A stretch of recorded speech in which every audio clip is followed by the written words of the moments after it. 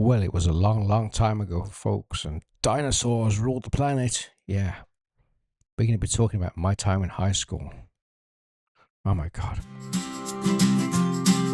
Probably not yeah, a good idea to share this video with your kids, folks. And kids, whatever you do, don't follow my example in this video. High school for me was a complete disaster. Just wipe the whole thing out. High Hall Green Secondary School in Birmingham. Yeah, that's where I did my incarceration at. I mean, that's where I attended high school. Sorry. Yeah, high school for me.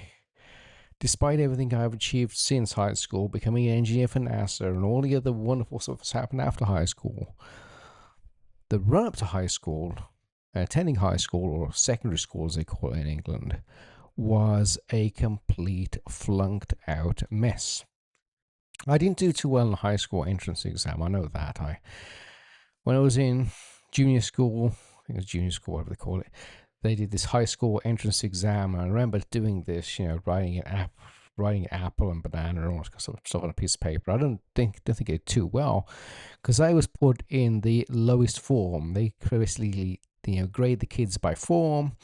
1 1 I think was the top, and 3 3 I think was the bottom. Yeah, I was in form 3 3 the whole darn time I was in secondary school or high school as I call it. I was with the kids that weren't doing too well, shall we say.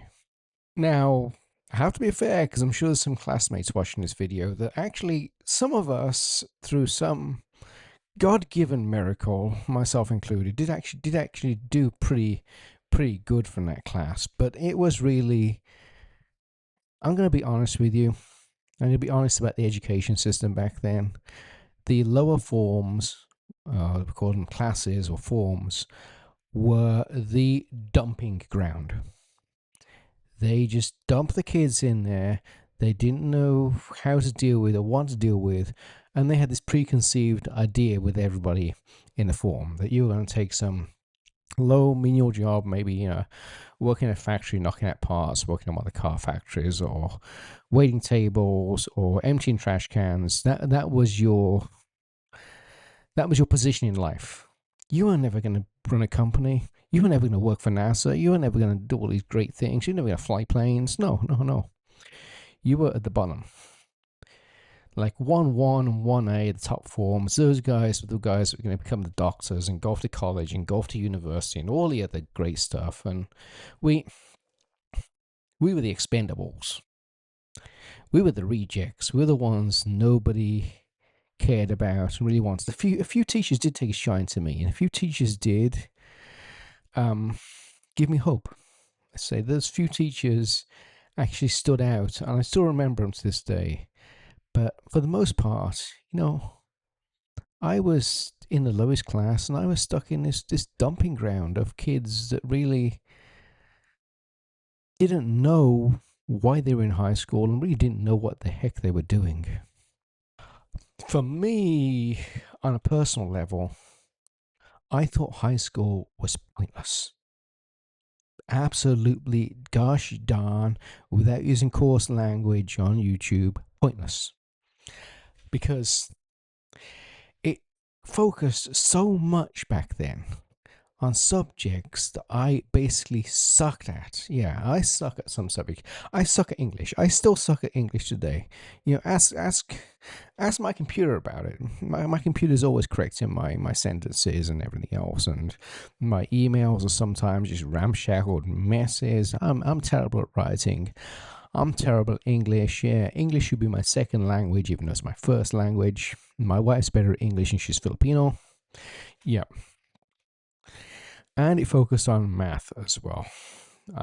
Math is not my good point. I know as a scientist, you've got to know math, and well, hey, I'm stuck at math and I work for NASA for a long time. What's going on there? It's not really that important, but they focused on English, math, and a little bit of chemistry and biology. I sucked at all of those. I completely sucked at all of those. I sucked at English. I really sucked at math. I sucked at chemistry. The only thing I was good at really was computers and physics. Computers, unfortunately, they blocked me from the computer class because I didn't have very good math grades. They were okay. If you want to be in computer class, you have to get an A in math and stuff. I was never in a million years going to get an A in math, and that's kind of stupid attitude to take, really, because computers help you with math and they help you with English. But back then, if you didn't get good enough grades, you weren't going in computer class. I never got a computer class in high school. But in Hall Green School, I was kind of lucky in some ways.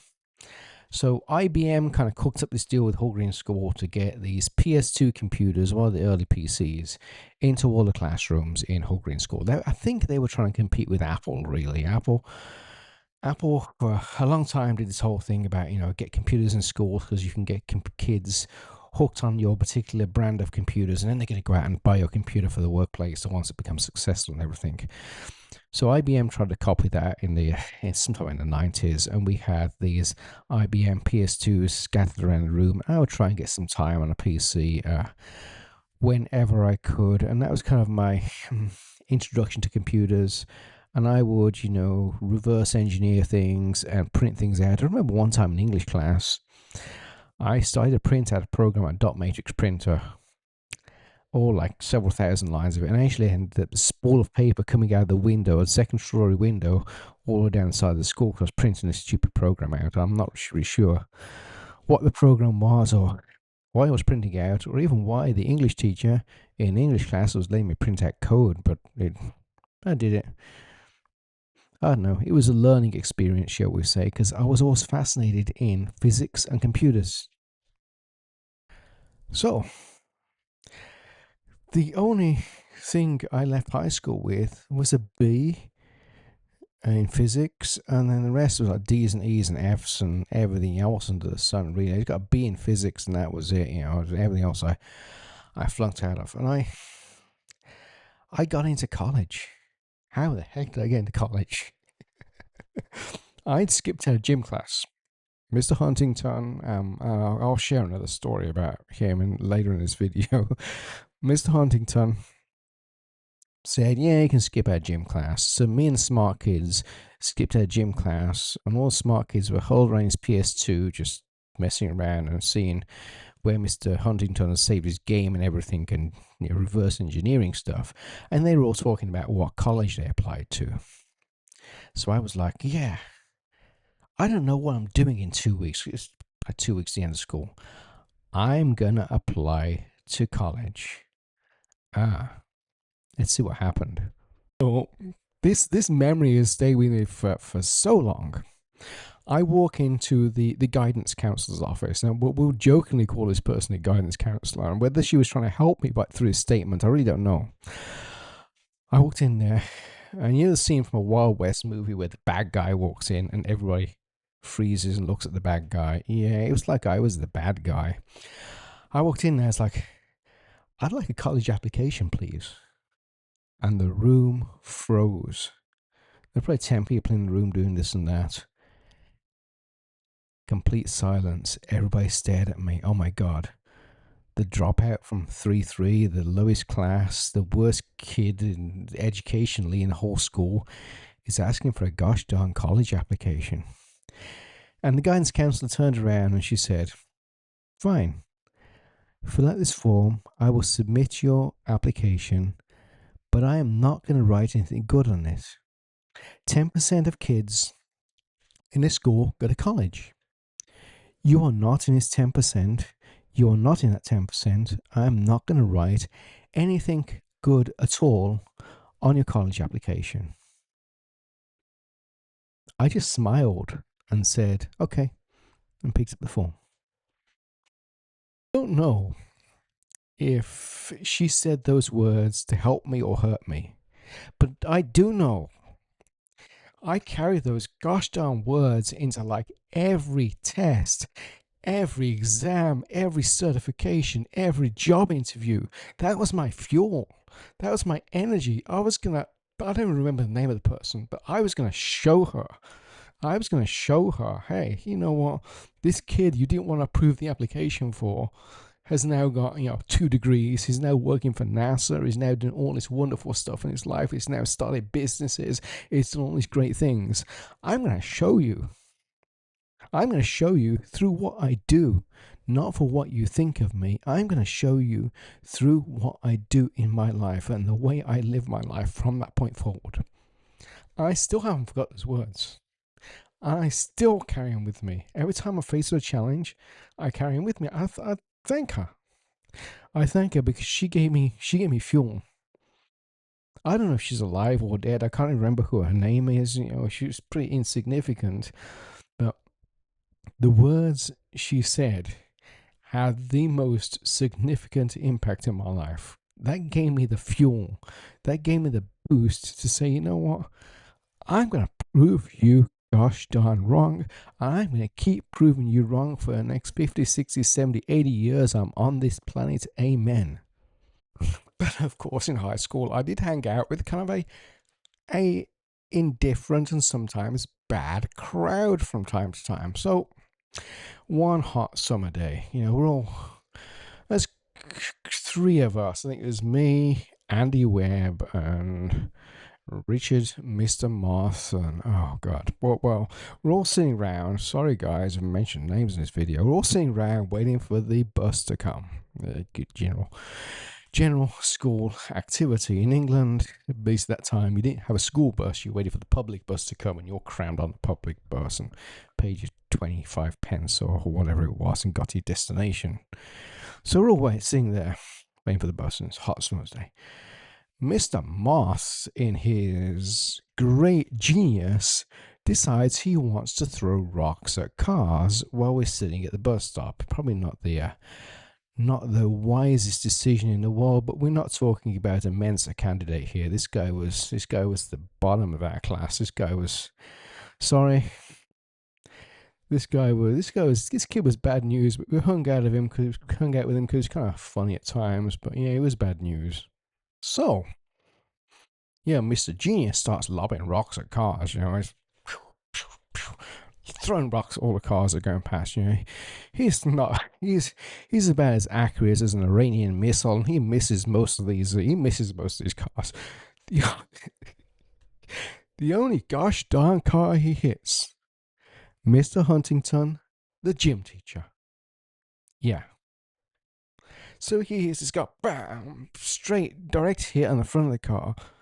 Yeah, Mr. Huntington's like, dang, 6 foot tall, marathon runner. Just this guy's built like a brick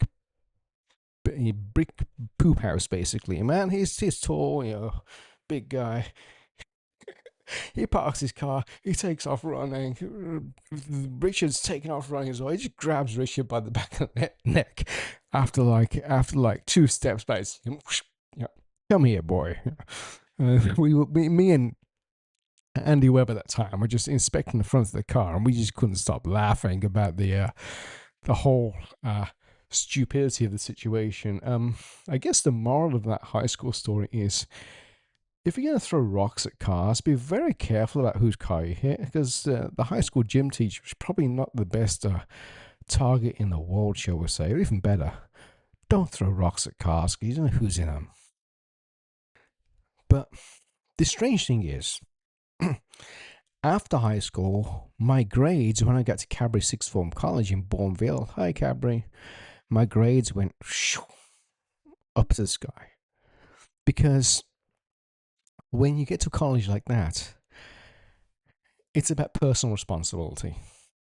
You are personally responsible for yourself. They treat everybody equal.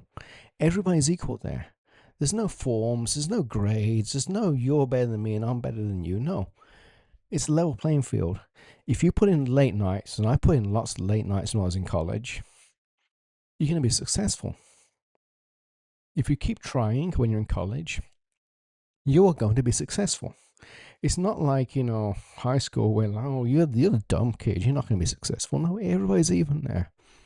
I was in there with kids that were at the top of the class, in the top grade, in the top form in Hall Green School. I was in the same class as them now. Guess what? I retook all my GCSEs, my high school classes in Cadbury College, and I became successful after a year, and I was able to move on to the A levels. Eventually, I was able to move on to my geology degree and then my master's degree and my PhD and all the other stuff that happened after that. It came because I was no longer labeled. I was no longer labeled as a dumb kid. I was on an even playing field, and I knew I could get further in my life. I never gave up. If there is anything you can nail into your brain from this crazy story, other than don't throw rocks at cars, which is yeah, that's probably not a good idea, but don't judge someone based on their math and their English ability. That's the first. Don't put labels on somebody. You label somebody, you say you're dumb, you're disabled, you're black, you're white, you're Chinese, whatever. If you label a person, you're kind of condemning them in a way. Don't label a person. We are all capable of amazing things in this world. Every single one of us is. There are people who are brought up in poverty and have started multi-billion-dollar companies. It is not about your label you carry on your head. It is not about the opportunities presented to you, because I had terrible opportunities in high school. It is about your late nights, never giving up. That's the number one thing. Never ever give up. Yeah, I was always up when I was in college before the sun. And I was always up really late. I was probably up at 5, 6 o'clock in the morning. I was starting at 11 o'clock at night because that's what I needed to get through the exams. I didn't do that in high school because there wasn't any motivation there, man. Nobody was willing to help me. I was just stuck. Yeah, sometimes I feel kind of mad at myself. Like if I'd aced it in high school, if I got out of that situation earlier, if I'd chosen I wanted to go to college earlier instead of muddling my random way through high school, maybe I would have achieved more quicker. But also, I'm glad of the path I took, I think, because it's the hard times that make you as you are today. It's the suffering that builds a muscle, and sometimes you have to be down to your lowest point to get to your highest point. And you have to understand that back then, the education system wasn't as it is today. I think it was a very very structured, very improper education system back then. I hope it's improved a heck of a lot for our kids today, because back then, if you sucked at English and math, you sucked at life, and you were going to work in a factory for the rest of your life. And I said that wasn't for me. I'm going to work with computers. I'm going to be, a technology professional. I'm going to be awesome. And I set my sights on that. And there were a lot of detours along the way. Yeah, doing a geology degree was probably a huge detour and a big waste of time. But nevertheless, I'm here now. And I have to say that, I'm thankful for every step, and I'm thankful for Hall Green School. But things were very, very different in those days. And yeah, there's some hilarious memories from that time, I have to say. Anyway, hope you like this video. Click down there, like, share, and subscribe, and I'll be back with more funny stories real soon. Thank you.